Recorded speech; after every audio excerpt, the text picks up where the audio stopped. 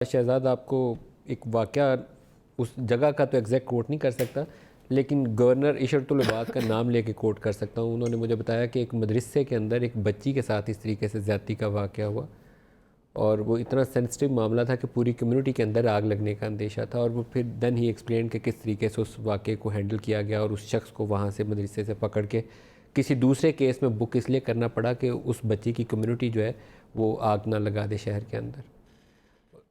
یہ فیکٹ بیان کیا ہے جو انہوں نے بیان کیا ہے، لیکن how to handle it, I think we are clearless. میں نے آپ سے شروع میں یہ بات کی کہ ہم ریئیکٹ کرنے والا معاشرہ ہے، اور اس وہ آپ نے عمران کے بیان سے بھی اندازہ کیا ہوگا۔ اور دیکھیں غصہ سب کو آتا ہے، میں پھانسی چڑھا دیں، وہ پھانسی چڑھانا ایک آسپیکٹ ہے، باقی چیزوں کو ایڈریس کرنا زیادہ ضروری ہے۔ غصہ ایک چھوٹے بچے کے لیے نا، ہم سب کو بہت، پرائم منسٹر کو بھی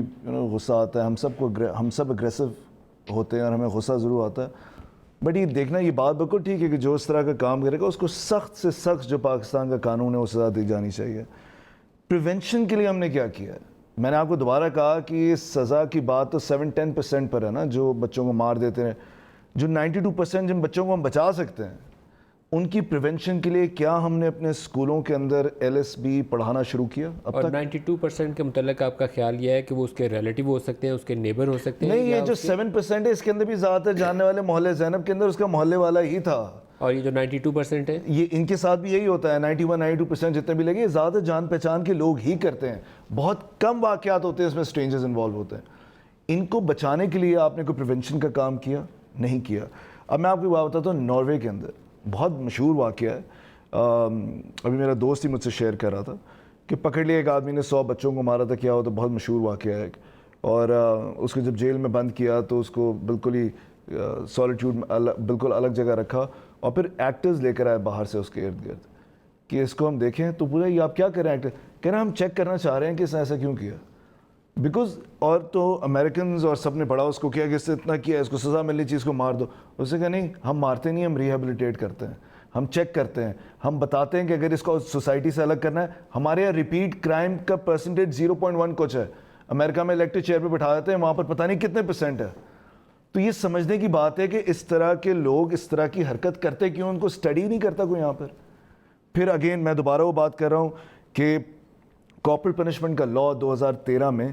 عطیہ عنایت اللہ نے لا پیش کیا تھا 2013 میں، میرا پروگرام تھا اور میں نے پش کیا تھا، نیشنل اسمبلی نے مجھے انوائٹ کیا تھا 2013 میں، اور یہ سیکشن 89 ریپیل ہوا تھا۔